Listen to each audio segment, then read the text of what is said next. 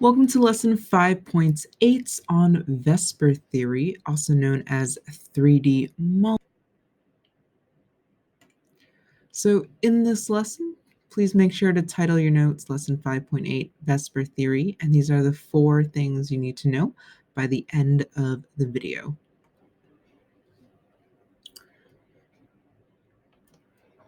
Okay, so VSEPR, known as valence shell electron pair repulsion theory, it's just a long name for a type of model that can allow us to predict the three-dimensional shapes called molecular shapes that various compounds or molecules take. And it's based on the idea that electron groups and electrons in general around the center atom, or the atom that's in the center, want to repel each other. So in regular English, if that formal definition was a bit confusing, VSEPR is basically a way to figure out the 3D shape of a molecule based on the idea that because all electrons are negatively charged, they're going to repel each other, right? So if you ever worked with magnets, if they're negative and negative, you're going to want to push each other away. And based off of that idea, we can figure out the 3D shape of a molecule, right? Because these things, this molecular shape of NH3, H is just going to be as far away from N as possible, and same with these electrons. Okay, so if you ever Google search answers to double check things, you might find and notice that there are actually 2 names that sound very similar and look very similar. So there's molecular shape, which is the name of the shape of the molecule without something called lone pairs, right? So often when we draw the Lewis dot structure of NH3 like this, those 2 dots on top that we have left over, those are our pairs of electrons that don't bond with any other elements because they're already paired off with each other. So when we're talking about molecular shape, we're talking about the shape of the 3D molecule without these valence electrons up top. When we're talking about molecular geometry, we are including the lone pairs or the 2 valence electrons that don't bond with any other elements on top, right? Or sometimes they're on the side or other places around, right? So molecular shape, don't include this. Molecular geometry does include this. So just kind of a side note to be aware of. Okay, so how do we use VSEPR theory in order to figure out the 3D shape of a molecule? Let's try that with a practice problem. Let's say we want to figure out the molecule shape or the molecular shape of CF4. So in step number 1, we first need to draw the Lewis dot structure of CF4. And if you don't remember how to do that, I would definitely refer back to Nearpod lesson 5.6. All right, and your notes from lesson 5.6 should refer back to how to do that. So again, if I want to draw the Lewis dot structure of CF4, just do the first one here. I need to draw the Lewis dot structure of C and 4 Fs, right? Because I have 4 of them. It's F4.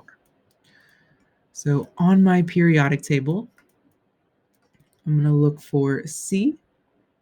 It is in group 4A, so I'm going to draw 4 valence electrons. Right. So C is going to look like this. C with a valence electron on top, left, right, and bottom, right? Because I'm following this order for drawing Lewis dot structures. F, on the other hand, is in group 7A. So therefore, I need to draw 7 valence electrons, or 7 dots. And again, F will look like this, mainly because I'm following the dot order as shown here. If you don't remember how to do this, please double check lesson 5.6. Right. So afterwards, once we have CF4, so 4 F's drawn out, 1 C, we need to bond all these single valence electrons as we did before. So for some of us, it might be kind of tricky to kind of imagine this on a sheet of paper. So either digitally, or when I was first starting out with this, I would just draw each atom out on Post-it notes and then move them around to connect them. Right, so I'm going to connect the single valence electrons with each one. So notice that here, the single dots or single valence electron from C that was green is going to bond with F, right? So I'm going to continue bonding all of these single valence electrons until they are all completely paired off. So this one's going to go here. This single one is going to go here. And this F that has a single valence electron is going to bond here. All right, so let's connect them to see what they look like. So this is my Lewis dot structure for CF4. That's my step 1. So going back to this, I'm just going to redraw this out. Okay, so notice that essentially I've copied over this image from this particular example, and the only difference is that I rewrote all the F's right side up so that it's easier to read. All right, so once I've done this, I'm done with step 1. My second step is to find the central atom and count the electron domains. So I haven't really talked about what those are yet, but I have a feeling you could probably guess what the central atom is. Essentially, it is what's the atom in the center, right? It's going to be C, and everything directly bonded with C or connected to C. So here is my central atom and everything connected to it. So my central atom here. So in your notes, if you need to refer to this in case you forget for some reason, is that it is the atom in the center.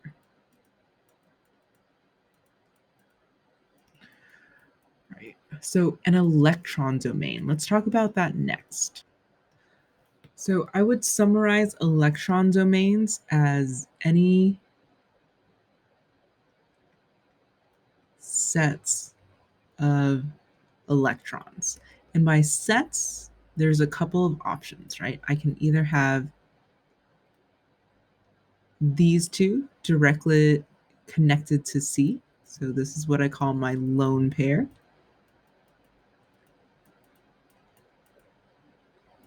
Right. I could also have a single bond.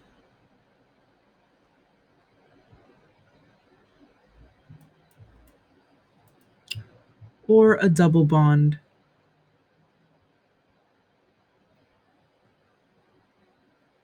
Which would look like an equal sign or a triple bond. Triple bond looks like 3 in Chinese. Right. Okay. So the main key thing I need to notice around my central atom is to count the number of electron domains. So anytime I see a single bond, this counts as one domain. This is another domain. This set of double bond counts as one domain. This triple bond is another one domain. So 1, 2, 3, 4. Right? So here I notice that there are 4 electron domains around my central atom C, right? I don't need to worry about F, I just need to worry about the center, right? So in step number 2, there are 4 electron domains.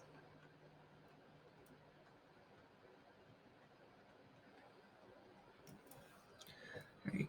In step number 3, I'm going to count the lone pairs around the central atom. So remember, the lone pairs is when I have a pair of valence electrons not bonded to anything. So pair of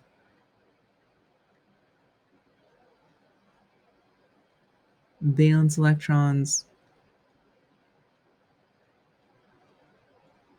and by anything I really mean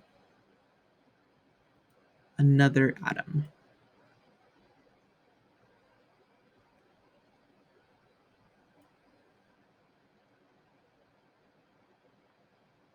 Or an element, right? Okay, so looking at my central atom and the area boxed in blue, notice that there are 0 lone pairs, right? So in step 3, there are 0 lone pairs. So I'm going to take a note of this, right? Especially steps number 2 and 3, that there are 4 electron domains and 0 lone pairs. And then I'm going to click on this VSEPR chart to help me identify the molecular shape. So when I click on it, it will look like this. I gave this to students in previous years, and it also happens to have all of the definitions that clarify things. And down here at the bottom, you can ignore this part. We're going to skip this year. All right, so a VSEPR, molecular geometry and molecular shape. So this chart is what we're going to use. So in general, this first column is kind of a general outline of what the Lewis dot structure would kind of look like, right? So this usually helps us out. So notice that our Lewis dot structure looks like a lowercase t if I just focus on the overall shape of how everything is connected, right? And I also mentioned before, we have 4 electron domains, 0 lone pairs. So notice that here it tells you the number of electron domains and the number of lone pairs. So 4 and 0 is what we're looking for. 4 and 0 is here. So what is my molecular shape? It's something called tetrahedral. Right, so the name of this molecular shape will be tetrahedral. And the geometry, if I also include the lone pairs, would be the same because this one doesn't have any lone pairs, right? You might notice that this is drawn a little bit differently. So this is if our C was in the middle and all the F's are on the outside. So when we're trying to draw these 3D shapes in 2D, recognize that you'll see something a little bit different, right? You'll see these kind of like dotted looking lines and then these kind of black triangles, right? So whenever you see a triangle that's colored in, that represents that the atom is sticking outside of the sheet of paper. So it's pointing towards you, right? And if it is a dotted line or a line that's dashed like this, that means that atom or element is behind the sheet of paper. So that is the chemistry way of drawing a perspective model if you are an artist out there, right? So we use dotted lines to represent that it's going behind the sheet of paper, and then colored in triangles to represent that it's coming towards you in front of the sheet of paper. So just a side note. Okay, so step number 4, we used the charts and we were able to identify the shape as tetrahedral. Right, so tetrahedral looks kind of like a pyramid. Moving forward. Okay, so at this point, you might be able to do the rest of this on your own, but I'm going to do 2 more problems that students commonly get wrong in previous years, just in case, right? And with each problem, I'll go into a new type of error that I often see. Okay, so let's try this one. What is the molecular shape of H2? Right. So if I'm drawing the Lewis dot structure of H2, I have two H's. I'm going to go a little bit faster with the Lewis dot structure this time. So if I just bond them, it'll look like this, right? With one line in the center. So essentially, I have this. So that's my Lewis dot structure. So here, I don't have a central atom. There's nothing in the middle because I have two elements, right? But think for a second. If I have two things stuck together, the only shape they can essentially form is a straight line, right? So similar to geometry, this is just called linear, right? So a side note is that whenever you have just two elements, the shape will always be linear.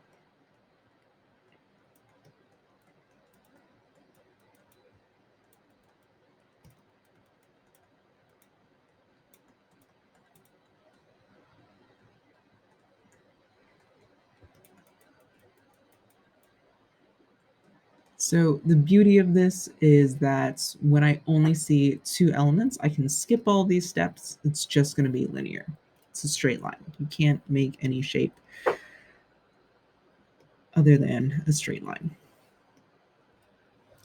Okay, so here's another common tricky problem. What is the molecular shape or molecule shape of CO2? So if it has a double or triple bond, since I made this optional, I will have the Lewis dot structure drawn for you. So boom, we are done with step one. So step number two, find the central atom and count the electron domains.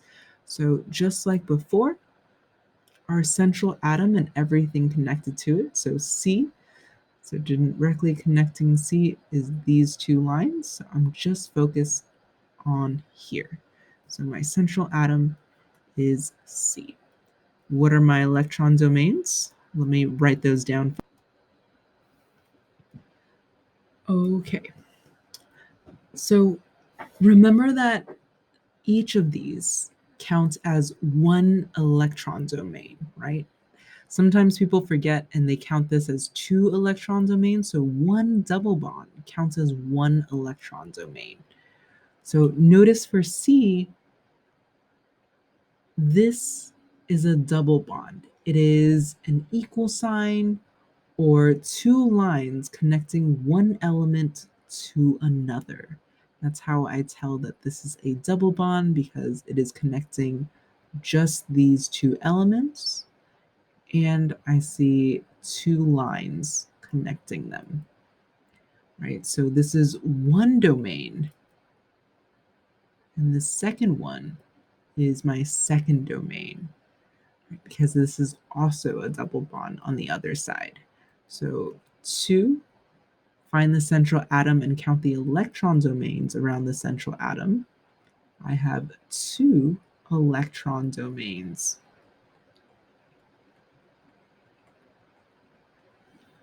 Right. So step number three, count the lone pairs. So notice within the blue circle, there are 0 lone pairs. Okay, so now I have two electron domains, 0 lone pairs. Step number four, use the VSEPR chart and these two pieces of information to identify the molecular shape. Okay, so let's click on our VSEPR charts. So here's my electron domains. It was 2.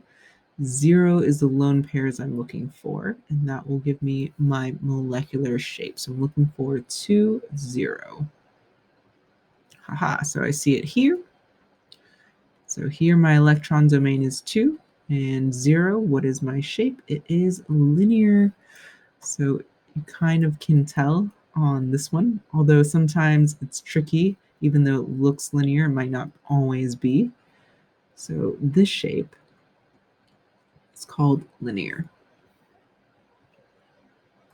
All right, so those are the three common problems where I often notice different types of errors, and hopefully that helps you out. At this point, you should be able to complete them on your own on the quiz, and that's pretty much it for lesson 5.8. Don't forget to have written all the stuff in red, they're super important.